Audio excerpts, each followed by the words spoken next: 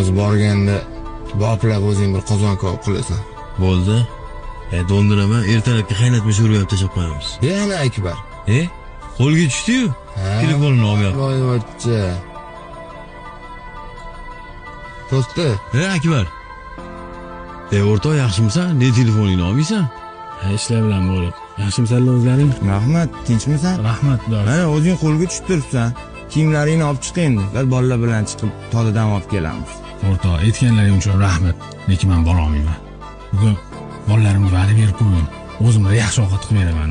Menga qarab, bolalaringga ertaga ham qilib beraverasan. O'tgan safar ham xuddi shunaqa deding. Bu yurishingda ertaga ulfatdan ham chiqib ketasan, og'ayni. O'tgan safar ham bu ishim bo'lgan bo'lsa kerak-da. O'rtoq, xafa bo'lmalaring. Alo.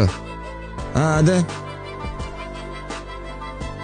Ya nevaralaringizga tushuntiring. Adayni o'rtoqlari bilan ishi bor ekan, uzoqqa ketayotgan ekan. Ya bo'ldi, gapni ko'paytirmaylar. Nima qara o'rtoq? Adaylar bilan shunaqa gaplashasizmi? Qanaqa gaplashishim kerak ular bilan?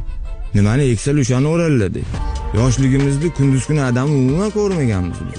Qachon kelib, qachon ketganlarini ham bilmasdik. Faqat nomlarini eshitardik onamdan. O'zlarini ko'rmasdik. Mana ko'rding? O'zing savolingga o'zing javob berding. Mana ham bolalarim adam va'da berganlarni kutib o'tiradi. Mayli, yaxshi borib kellaring. Nima deganing bu? Men qara o'rtoq, bugun dam olish kuni. Men ham bolalarimni olib borib parkka aylantirib kela qolay. Keyingi safar boramiz toqqa. O'z salla bilan yig'ilib bir tog'ga ham chiqib bo'lmas ekan.